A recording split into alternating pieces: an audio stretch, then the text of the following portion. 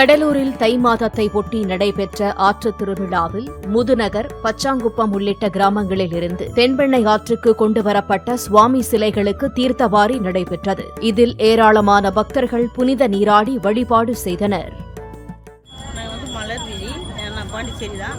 நாங்கள் அப்போ எல்லா சாமியும் ஒவ்வொரு ஊராக போய் பார்ப்போம். இப்போ எல்லா சாமியும் ஒரே இடத்துல இருக்கிறதுனால எல்லா சாமியும் பார்த்து மனசு ரொம்ப சந்தோஷமாக இருக்குது. எல்லா சாமியும் பார்த்து வழிபட்டு.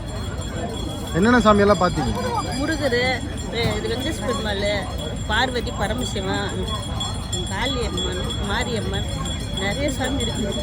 எல்லாம் மாரியம்மனே நிறைய எல்லாம் ஒவ்வொரு ஊருக்கு நிறைய சாமி வந்துருக்கு. விநாயகர், முருகர் நிறையா எல்லா சாமியுமே ஒரே இடத்துல பார்க்கணும். ரொம்ப சந்தோஷமாக இருக்கும். சின்ன கண்ணம் ஏழுமலை, சின்ன கண்ணம் வசைக்கும், சந்தன மாரியம்மன், முருகர், விநாயகர், ஆலயத்தில் வருஷம் வருஷத்துக்கு ஒரு திருவிழாக்கு வருஷம் ஒரு விஷயமாக செஞ்சு வருவோம். அலங்காரம் பண்ணி இந்த வருஷம் மாட்டுத்திருநாள் இருந்தாலும் விவசாயத்தை வச்சு கல் எல்லாத்தையும் அடுத்து எடுத்து வந்து நம்ம விவசாயத்தை பெருமையாகிறோம். மாட்டுத்திருநாள் வந்து நாங்கள் புது அலங்காரம் பண்ணிக்கிறோம்.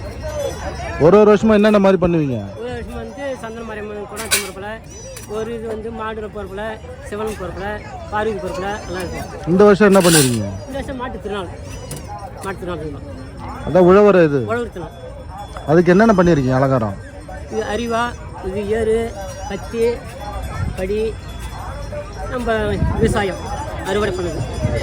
பிளே ஸ்டோர் மற்றும் ஆப் ஸ்டோரில் இருந்து பாலிமர் செயலியை QR கோடு மூலம் பதிவிறக்கம் செய்யுங்கள்.